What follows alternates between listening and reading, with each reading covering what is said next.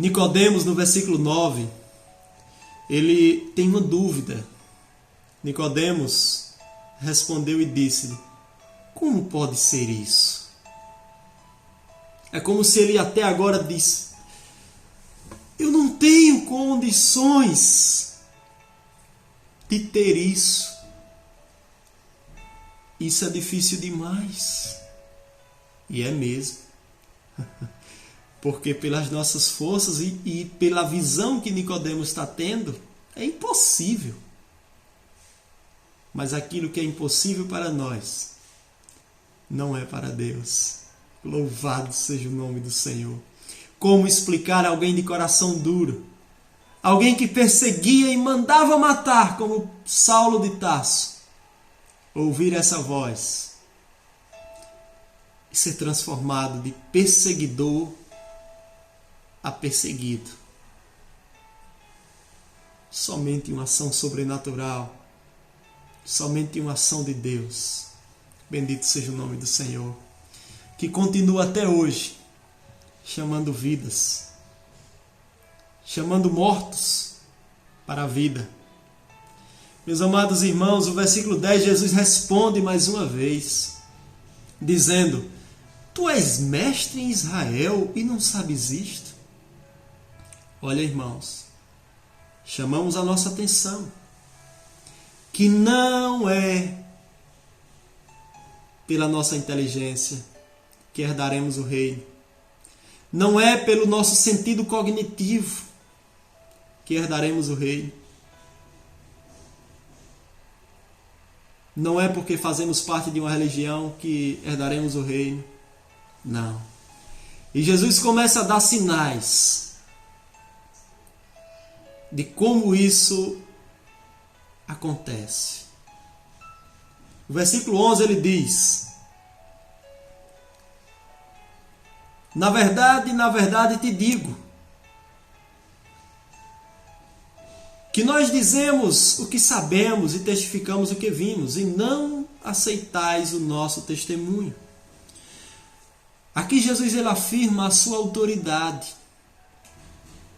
E ao mesmo tempo, no versículo 10, ele questiona a autoridade de Nicodemos. A autoridade de Nicodemos é aqui da terra. A autoridade de Jesus é do céu. Ele não fala nada de si mesmo. Ele não fala nada de acordo com as circunstâncias. Não. Ele é Deus. Louvado seja o Senhor. E ele fala tudo aquilo que ele recebeu do seu Pai. O versículo 12. Ele diz: se vos falei das coisas terrestres e não crestes, como vai crer se vos falar das celestiais? Jesus ele falou em nascimento, ele falou em água, ele falou em vento, ele falou em reino. Jesus mostra que somente aqueles que o Pai quiser revelar entenderá assuntos celestiais, divinos. E isso é uma ação de Deus. Jesus deixa explícito a incapacidade do homem ir a Deus por si só. Ainda que esse alguém seja religioso,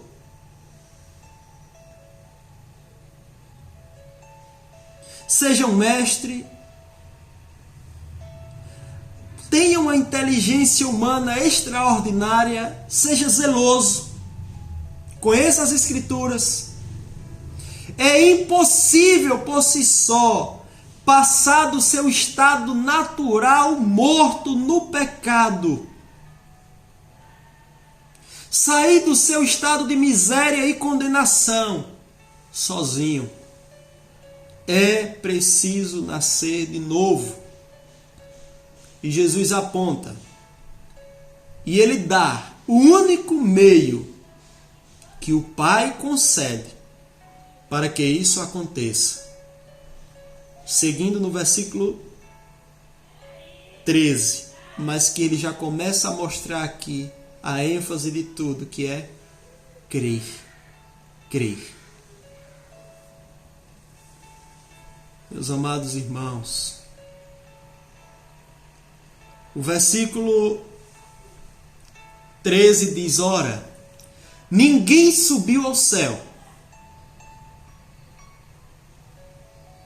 senão o que desceu do céu, o Filho do Homem, que está no céu.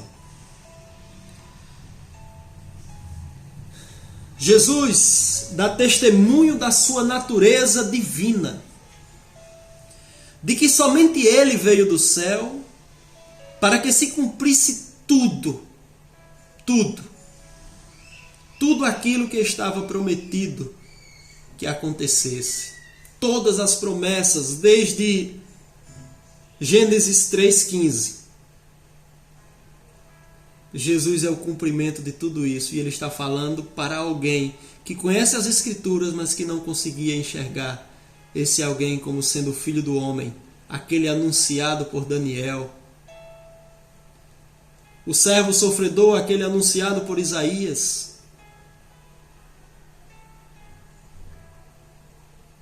O herdeiro do trono de Davi. Um profeta maior que Moisés. Oh, aleluia. Meus amados irmãos, o versículo 14, e como Moisés, já que Jesus falou de coisas simples, entre aspas, como água, nascimento, vento, reino, ele agora traz um assunto muito conhecido dos judeus, Moisés. E como Moisés levantou a serpente no deserto,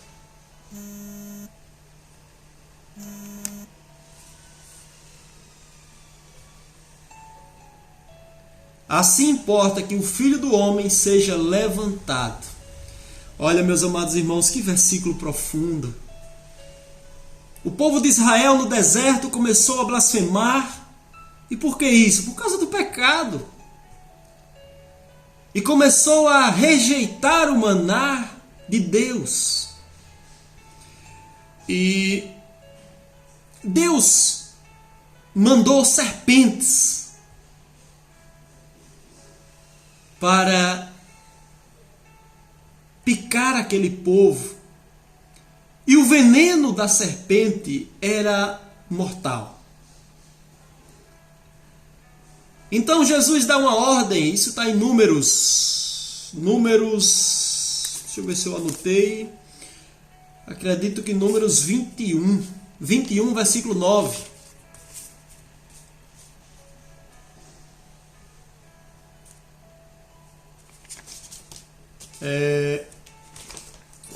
Onde diz, irmãos,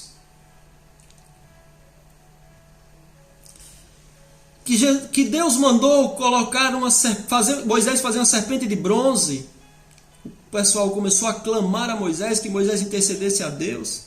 E Deus manda Moisés fazer uma serpente de bronze e fosse colocada em um pau, talvez, em madeira alta, onde as pessoas todas olhassem para cima e vissem. E ali é como se fosse um sinal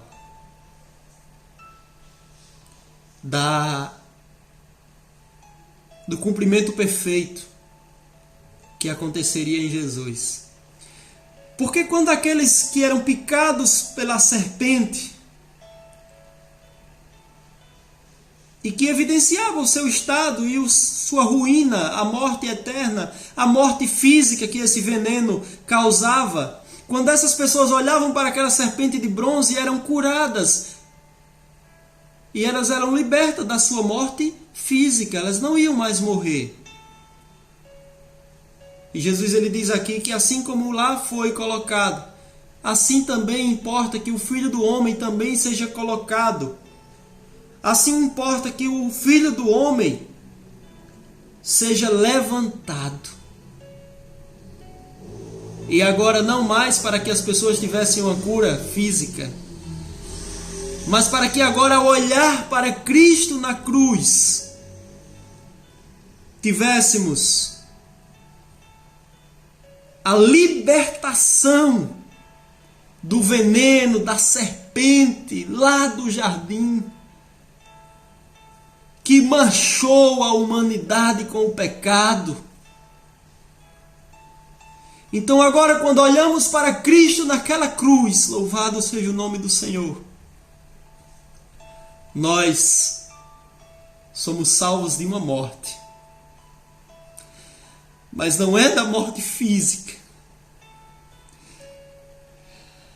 é da morte eterna, da morte espiritual, do afastamento de Deus. Então recebemos vida, e vida eterna, louvado seja o nome do Senhor. Meus amados irmãos, Jesus, ele é o cumprimento de toda a Escritura, é a confirmação de cada palavra. Nele se cumpre cada sinal feito em toda a história, como a serpente, como o mar, que aquele povo estava ali no deserto sem saída. Seria impossível o homem atravessar. Seria impossível o homem se libertar do veneno daquela serpente. Indicando assim que sempre é preciso, para que tire a humanidade do estado de morte, como a picada de uma serpente e um exército furioso ao seu encalce, sempre é preciso uma ação redentora, sempre é preciso uma ação divina de Deus em favor das pessoas. E aqui deixa claro que o remédio, a saída,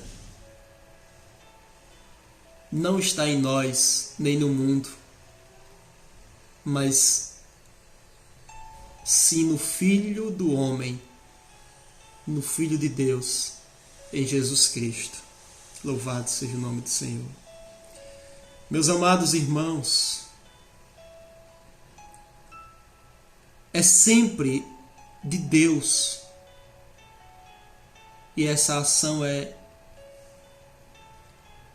um Deus estendendo a mão e chamando à vida aquele que estava morto, e estava morto por ofender Ele mesmo. E lá na cruz, toda a acusação, todos os nossos pecados foi imputado a Jesus. A dívida que tínhamos com Deus, de sermos inimigos dele por causa do pecado, foi cravada na cruz e foi paga por Jesus Cristo. E o seu sangue nos redimiu, pagou o nosso preço, preço que era impagável. O salário do pecado é a morte, e Cristo pagou esse salário altíssimo com a morte, com o derramamento de sangue.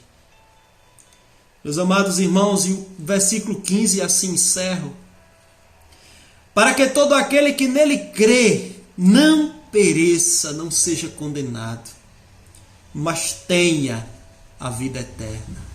Então a ênfase, o remédio, a saída é apresentado, mas para que se tome posse e seja participante do reino é preciso crer no único caminho para que o morto tenha vida e agora vida eterna, pelo único meio, ouvindo a voz do Espírito Santo, pelo poder da palavra, reconhecendo o estado de mortidão no pecado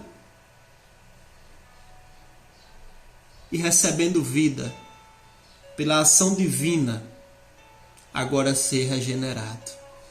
Bendito seja o nome do Senhor, meus amados irmãos. Pai, obrigado, Senhor. Obrigado, Deus, porque estávamos indo, Senhor, a passadas largas para o inferno, Deus. Uma condenação digna, Pai, para nós pecadores que agimos contra o Senhor, Deus. Mas o Senhor, Deus, com uma ação divina, poderosa, sobrenatural, falou em alto e bom tom aos nossos ouvidos que somos pecadores e que precisávamos de um Salvador. Então, Senhor, dá o seu Filho. Obrigado, Senhor, em nome de Jesus. Amém. Glória a Deus, irmãos.